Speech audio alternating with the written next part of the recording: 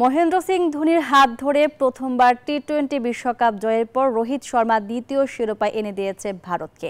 প্রথম বিশ্বকাপ জয়ী অধিনায়ক বলছেন এই শিরোপা তার জন্মদিনের আগাম উপহার।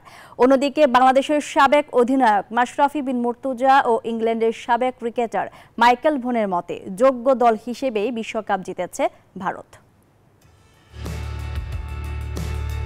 2007 সালে টি-20 বিশ্বকাপের উদ্বোধনী আসরে মহেন্দ্র সিং ধোনির নেতৃত্বে চ্যাম্পিয়ন হয় ভারত। এরপর কেটে গেছে 17 বছর। মাঝে একবার ফাইনাল খেললেও জেতা হয়নি ক্রিকেটের সংক্ষিপ্ত ফরম্যাটের শিরোপা। দীর্ঘদিনের সেই না পাওয়ার আক্ষেপ ঘোচালো রোহিত শর্মার দল। রোহিতের নেতৃত্বে 29 জুন ভারত টি-20 বিশ্বকাপের দ্বিতীয় শিরোপা ঘরে তুলল। এর এক সপ্তাহ পরেই 7 জুলাই ধোনির জন্মদিন। তাই তো দ্বিতীয় শিরোপা জয়ের পর জন্মদিনের আগাম উপহার হিসেবে ধরেছেন ধোনি।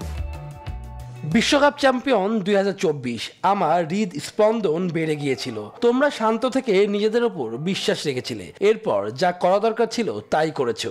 বিশ্বের প্রতিটি কোণে বসবাসকারী ভারতীয়দের জন্য বিশ্বকাপ ঘরে আনার জন্য তোমাদের অনেক ধন্যবাদ, অনেক শুভেচ্ছা। আর জন্মদিনের এই বিশেষ উপহারের জন্য ধন্যবাদ। ভারত সবশেষ 2013 সালে চ্যাম্পিয়ন্স ট্রফি জিতেছিল। এরপর আইসিসির বেশ কিছু বৈশ্বিক আসরে ফাইনাল খেললেও শিরোপা ছুঁয়ে দেখা হয়নি তাদের। ভারতের 2024 টি-20 বিশ্বকাপ জয়ের পর মাশরাফি ফেসবুক পোস্টে লেখেন, যোগ্য দল হিসেবেই বিশ্বকাপ জিতেছে তারা। কোনো সন্দেহ নাই, এ বিশ্বকাপ ভারত জিততেই এসেছিল ফেভারিট হিসেবে, আর জিতেও নিয়েছে। অভিনন্দন India, feel really sorry for South Africa. Rohit শর্মারা 2024 টি-20 বিশ্বকাপের অপরাজিত চ্যাম্পিয়ন। ফাইনালের চাপ ধরে রেখে দক্ষিণ আফ্রিকাকে হারিয়েছে ভারত। ইংল্যান্ডের সাবেক অধিনায়ক মাইকেল ভনের মতে এই বিশ্বকাপ ভারতেরই প্রাপ্য ছিল। অবিশ্বাস্যভাবে ভারত বিশ্বকাপ জিতে নিয়েছে। আসলেই দুর্দান্ত ফাইনাল। ভারত সেরা দল, তাই জয়ের যোগ্য তারাই। যদিও দক্ষিণ আফ্রিকাও খুব বেশি পিছিয়ে ছিল না। দুর্দান্ত বিশ্বকাপ।